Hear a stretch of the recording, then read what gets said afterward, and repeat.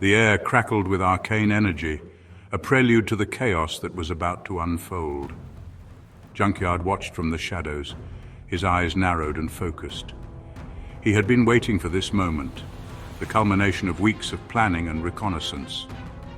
A Gaul war machine, bristling with weaponry, stood before him. It was a monstrous creation, a testament to the Gauls' relentless pursuit of power and destruction. It was a behemoth of metal and malice, a towering figure that seemed almost invincible. But Junkyard knew its weaknesses, the chinks in its armor that he could exploit. He channeled his magic, a surge of raw power coursing through his veins. This was no ordinary magic. It was a blend of ancient spells and modern sorcery, a lethal combination. The air shimmered around his hands, glowing with an ethereal light. He could feel the energy building, ready to be unleashed. He unleashed a devastating bolt, a concentrated blast of pure energy. It was a sight to behold, a dazzling display of power and precision. It struck the machine with the force of a thunderclap. The machine shuddered, its metal frame groaning under the impact. Sparks flew, and for a moment it seemed as if the machine might withstand the attack.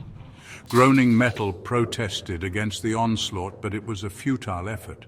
The damage was done, and the machine's defenses were crumbling. It toppled, crashing to the ground with an earth-shattering boom. The sound echoed through the junkyard, a testament to Junkyard's power and determination. Smoke and dust billowed into the sky, creating a thick, choking cloud. It was a scene of utter devastation, a reminder of the destructive power of magic. Junkyard allowed himself a grim smile. It was a small victory, but a victory nonetheless.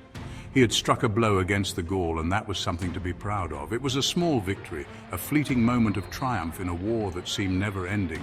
But for Junkyard, it was a sign that they could win, that they could fight back against the darkness. But the war was far from over. The battlefield was a grim reminder of the challenges that lay ahead. The Gaul were relentless, and they would not rest until they had achieved their goals. He knew this all too well. The weight of the war pressed heavily on his shoulders, but he could not afford to falter. There was too much at stake. The Gaul, with their iron legions and dark sorcery, threatened to consume the land. Their power was immense, and their ambition knew no bounds. Their leader, Xamanarch, was a ruthless tyrant. He ruled with an iron fist, crushing any who dared to oppose him. He craved nothing less than absolute dominion. His thirst for power was insatiable, and he would stop at nothing to achieve his goals. Junkyard had dedicated his life to fighting this evil. He had trained for years, honing his skills and preparing for the battles to come. He would not rest until the Gaul were vanquished. There was no room for complacency, no time for rest. The fight was far from over. He was not alone in this fight. There were others who shared his determination, who were willing to stand by his side and fight for their freedom. The remnants of the 47th Squadron, brave warriors all, stood with him. They had faced countless battles together, and their bond was unbreakable, but their numbers had dwindled. The cost of war was high, and many had fallen in the fight against the Gaul. The cost of defiance was high. Every victory came at a price, and the toll of the war was evident in the faces of those who remained. Junkyard knew this battle was only the beginning. There were many more challenges to come, and he had to be ready for them. He could feel it in his bones. A storm was coming, a storm that would test their resolve and push them to their limits. But Junkyard was ready. He had to be. The 47th Squadron was in ruins. Once a proud and formidable force, they now lay scattered across the battlefield, their strength sapped and their spirits broken. The air was thick with the acrid smell of smoke and the metallic tang of blood, a grim testament to the ferocity of the battle that had raged on for hours.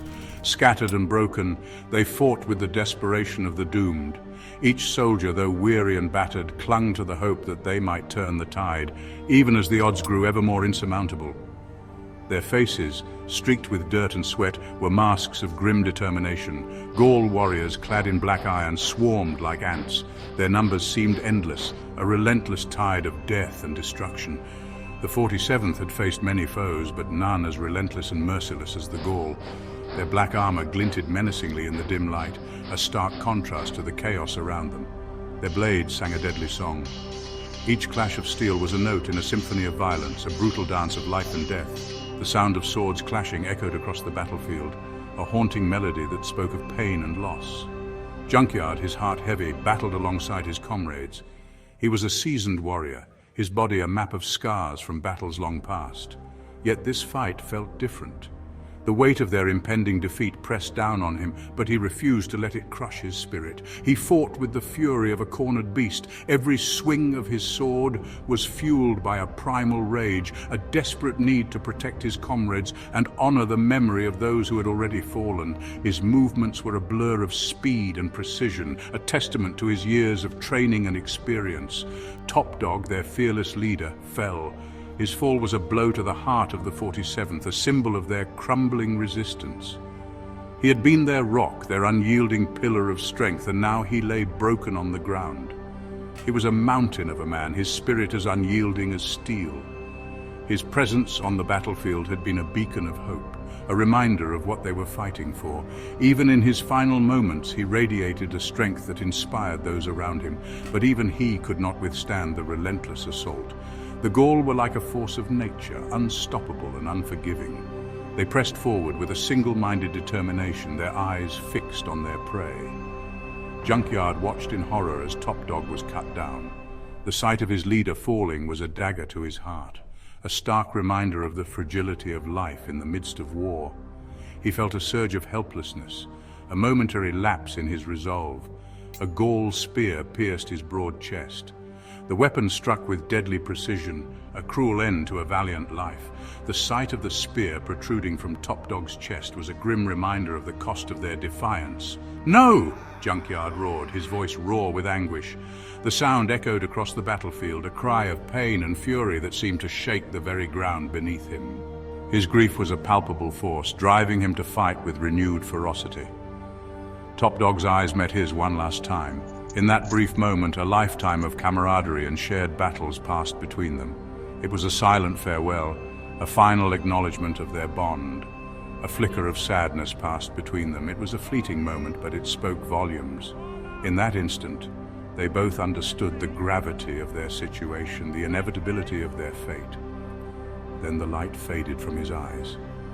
The spark of life that had driven him through countless battles was extinguished, leaving behind only a shell of the man he had been. His massive body crumpled to the ground. The sight of his fallen leader was a blow to Junkyard's heart, but it also ignited a fire within him. He knew he had to carry on, to fight in Top Dog's memory. The Gauls surged forward, eager to claim their victory. Their advance was relentless, a tide of darkness that threatened to engulf the remnants of the 47th. But Junkyard was not ready to concede defeat.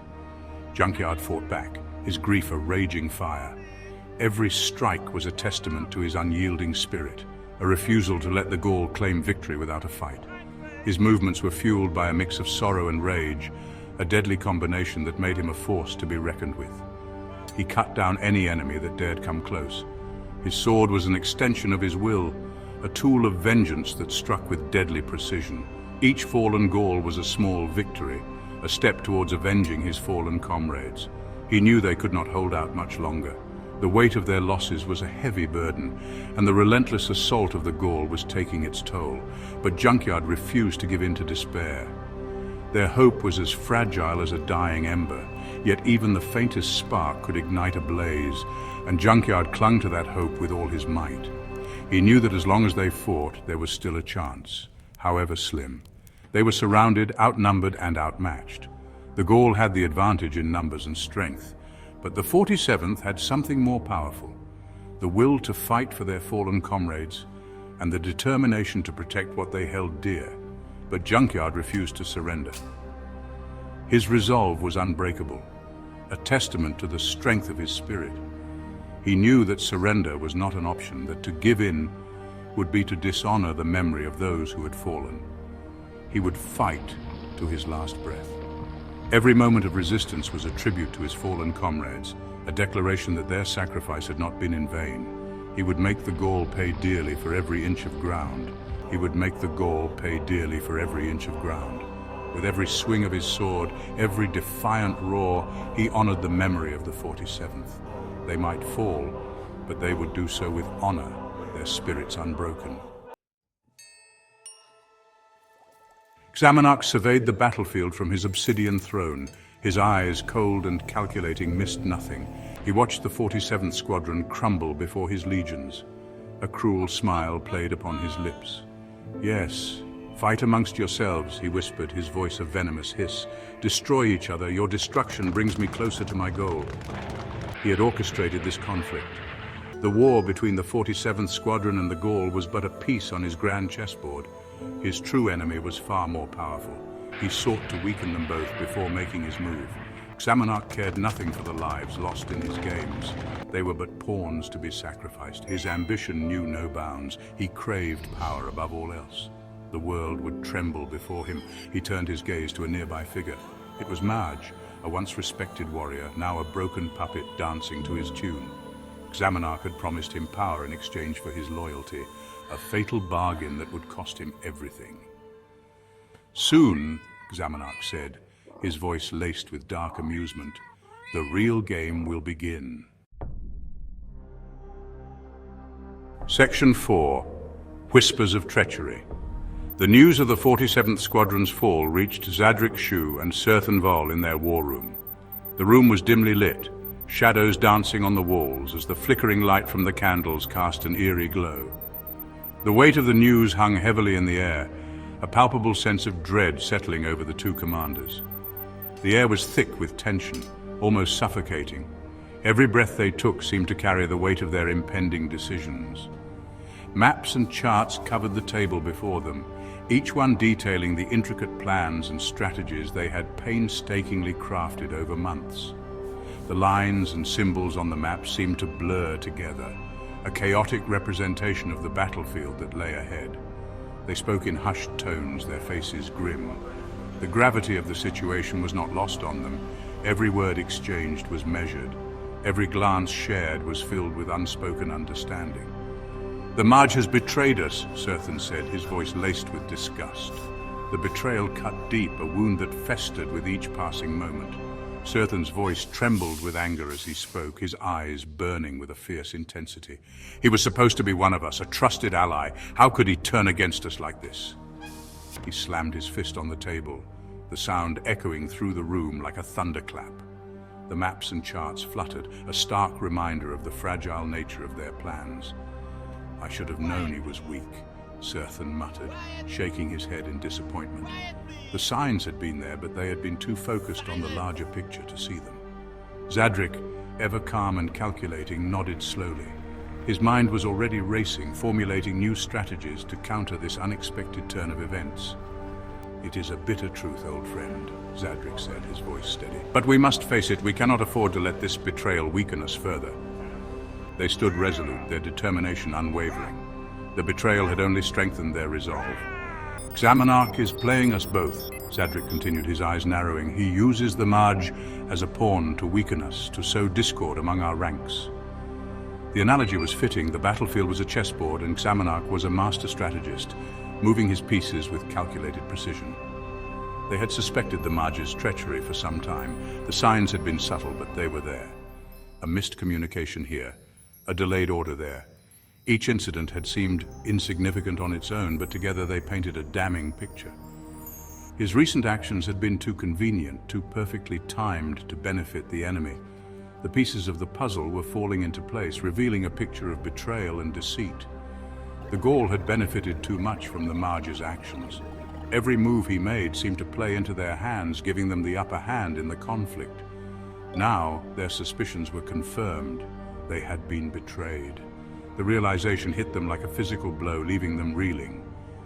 "We need to act quickly," Zadrik said, his voice firm. "Xamanak will see our weakness and exploit it. We cannot give him that opportunity." The enemy forces were already on the move, their approach a looming threat on the horizon. Time was of the essence. "We need to prepare our defenses," Zadrik continued. "Every man, every resource must be mobilized. We cannot afford to be caught off guard." Sirthan nodded grimly, his determination matching Zadrik's. "We need to make him bleed for every inch he takes," he said, his voice filled with resolve. He knew the truth in Zadrik's words. They were facing a cunning and ruthless enemy, one who would stop at nothing to achieve his goals. The battlefield was a chaotic and unforgiving place, a crucible where only the strongest and most cunning would survive. They needed to be smarter, faster, and more ruthless to survive. Every decision, every action had to be calculated and precise. The fate of their people rested on their shoulders. The weight of that responsibility was immense, but they bore it with unwavering resolve. They would not falter, they would not fail. Section 5, Island Fortress. Helenial Island, a bastion of towering cliffs and hidden coves, hummed with activity. The Zuvians, renowned for their naval prowess, were preparing for war. Ships, their hulls gleaming in the sunlight, sailed in and out of the natural harbor. Zadrik had chosen this island as their stronghold. It was easily defensible, surrounded by treacherous currents and hidden reefs. The Gaul, with their massive ironclads, would be vulnerable in these waters. He had ordered the construction of fortifications along the cliffs. Cannons, their barrels gleaming menacingly, pointed out to sea. Mages, their robes swirling with arcane energy, reinforced the island's natural defenses with wards and illusions.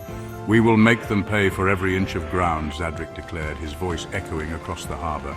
His soldiers, their faces hardened with resolve, cheered in response. They were ready to fight. They would defend their home to the last breath.